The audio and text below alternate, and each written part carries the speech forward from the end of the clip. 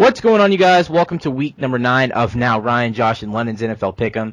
Chase is actually getting burnt out on doing Pick'em every week, and he did have a point. 2 Pick'ems each and every week isn't really something that we want to go for. So he's going to stick to doing his own little Cowboys preview, which he's better at doing than actually doing Pick'em because he is kind of annoyed doing it, and I understand. So now that London's in here, we're not going to really keep track of overall records. Me and Josh can do it on the side. If you want to know our overall records, let me know. But last week, he went 9-5, and I went 6-8. So we're going to get rid of none of these games. We're going to make these pick'ems a little bit quicker now because of the added person. So Kansas City and San Diego has already been played, and we all had San Diego, so we're going to just go ahead and skip that game. If you need to see proof, I'll show you. The next game on the list, Denver at Cincinnati. This game's pretty much easy for me. Peyton Manning is definitely back. Denver wins this game. Josh? Yeah, well, Peyton Manning's back, but Denver's had a little trouble on defense this year. But I still think Denver pulls out the win, and they're going to get the win in this one. Go ahead, London. Yeah, statistically, guys, the Broncos are just all around better than the Bengals, and I think Peyton Manning's going to show Cincinnati just that this weekend, so I'm rolling with the Broncos. All right, and next up we have Baltimore at Cleveland. Baltimore is really depleted on defense, but they did get Terrell Suggs back, and they should have no problem beating the Cleveland Browns. But I could see at some point in this game it being an upset alert, so Baltimore.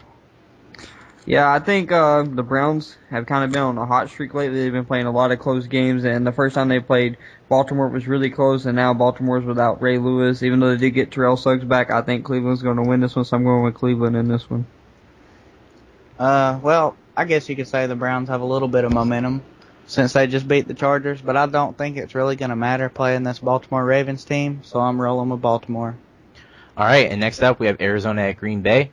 Green Bay has been struggling as of late. They haven't really blown out anybody besides one game where Aaron Rodgers threw for, I believe, 6 touchdowns. They beat a really good Houston team. I kind of did want to go with Arizona in this game as an upset, but I just don't see Green Bay losing. They're going to have to pick it up at some point if they want to be a force in the playoffs, and I think they should win this game. Yeah, I do not think Green Bay is going to lose at home, so I'm going to go with Green Bay in this one. Yeah, I don't know if you guys know this or not, but last week the 49ers straight up embarrassed the Cardinals, and quarterback Alex Smith was actually just one drop pass away from a perfect game. So I don't think Aaron Rodgers will match what Alex Smith did, but the score could be around the same. I'm picking Green Bay. All right, next up we have Chicago at Tennessee.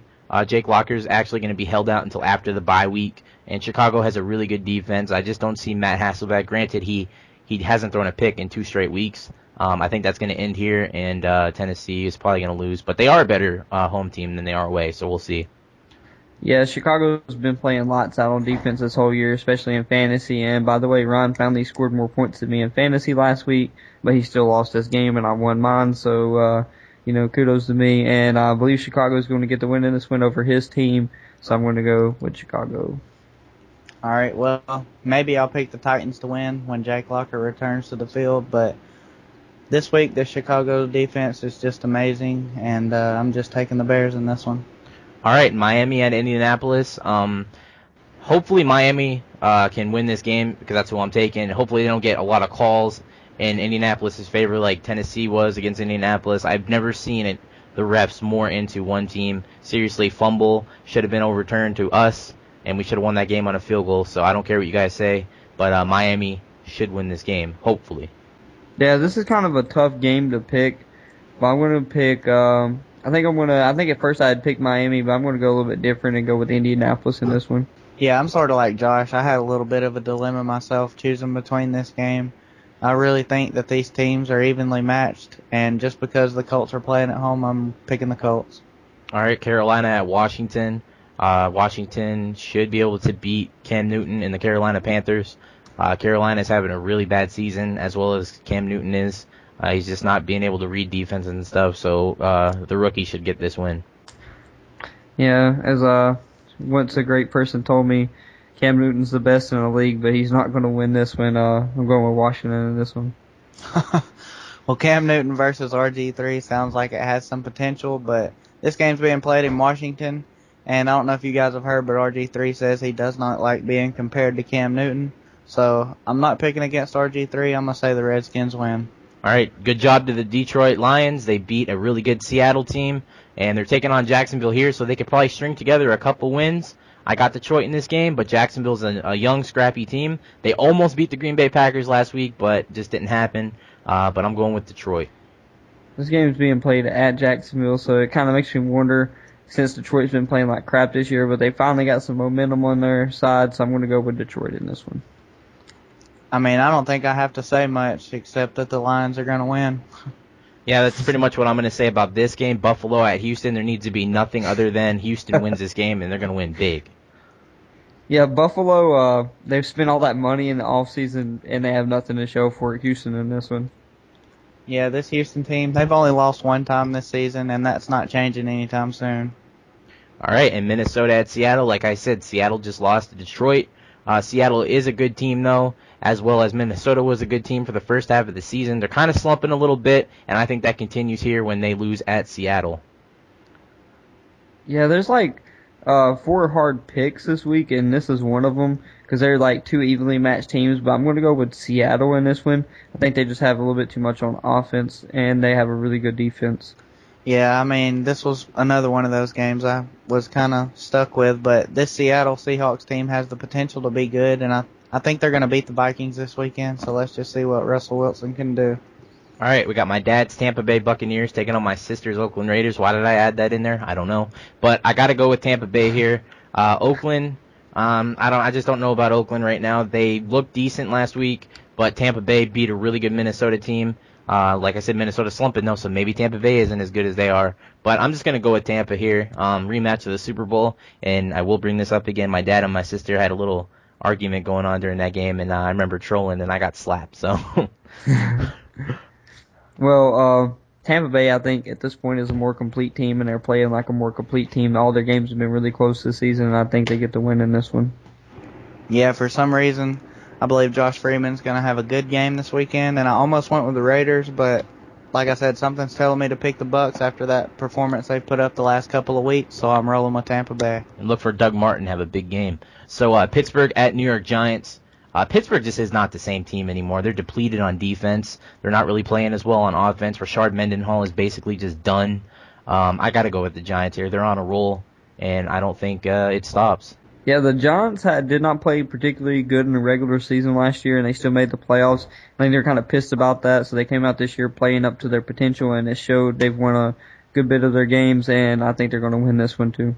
Well, I think this game could be good. The Steelers are coming off of a much-needed win, beating the Redskins last week, but this week is a little bit different.